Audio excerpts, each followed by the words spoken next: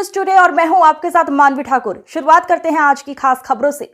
केंद्रीय संस्कृति एवं पर्यटन मंत्री गजेंद्र सिंह शेखावत ने कहा कि भारत में पर्यटन की असीम संभावनाएं हैं। आज भी दुनिया के देशों में भारत पर्यटन का एक बड़ा केंद्र है। आने वाले समय में जिस तरह भारत के प्रति आकर्षण पूरी दुनिया का बढ़ रहा है, प्रधानमंत्री नरेंद्र मोदी के नेतृत्व में भारत विकसित हो रहा है। पूरी दुनिया कौतूहल की दृष्टि से भारत को देख रही है। भारत दुनिया का सबसे बड़ा टूरिज्म मार्केट और डेस्टिनेशन बनने वाला है। केंद्रीय मंत्री शुक्रवार शाम अपने संसदीय क्षेत्र जोधपुर पहुंचे। एयरपोर्ट पर मीडिया से बातचीत करते हुए उन्होंने कहा कि भारतीय इंस्पिरेशनल क्लास भारत के टूरिज्म की ताकत को इजाफा देने वाली है। उद्योग सिटी मिली है, पाली को भी बहुत राहत मिलेगी। ये निश्चित रूप से जोधपुर का औद्योगिक विकास हो, ये भारतीय जनता पार्टी के जो संकल्प पत्र में, घोषणा पत्र में भी था और हमने चुनाव के समय में भी इस पर कहा था।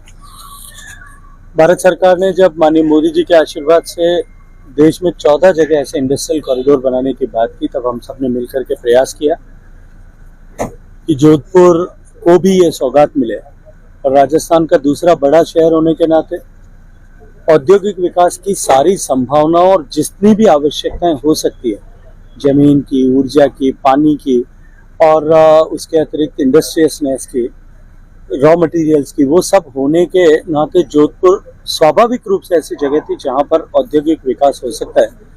मैं माननीय मोदी जी का धन्यवाद करता हूं और राजस्थान सरकार के सम्माननीय मुख्यमंत्री जी का भी अभिनंदन करता हूं कि उन्होंने इस सफलता के लिए ये जोधपुर को आशीर्वाद मिल सके, इसके लिए पूरी तरह से हमारा सहयोग। सर, उपचुनाव भी अभी तो मुझे लगता है थोड़ा समय है, अभी हरियाणा के चुनाव हो जाने दीजिए, उपचुनाव की घोषणा होने दीजिए।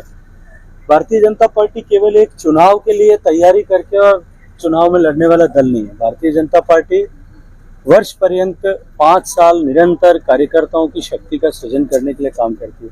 अभी आपने देखा भारतीय जनता पार्टी का सदस्यता अभियान चल रहा है और देश भर में सदस्यता अभियान चल रहा है। सदस्य बनाएंगे, सदस्यों को कार्यकर्ता बनाएंगे, कार्यकर्ताओं को नेता बनाएंगे और इस प्रक्रिया में चुनाव आते रहेंगे, जाते रहेंगे, चुनावों का काम भी साथ साथ में चलता रहेगा। आप मेघालय के दौरे पर रहे, पर्यटन को हर तरह से बढ़ावा देने का प्रयास कर रहे हैं और राजस्थान में भी हर प्रयास रहे हैं। भारत में पर्यटन की असीम संभावनाएं हैं।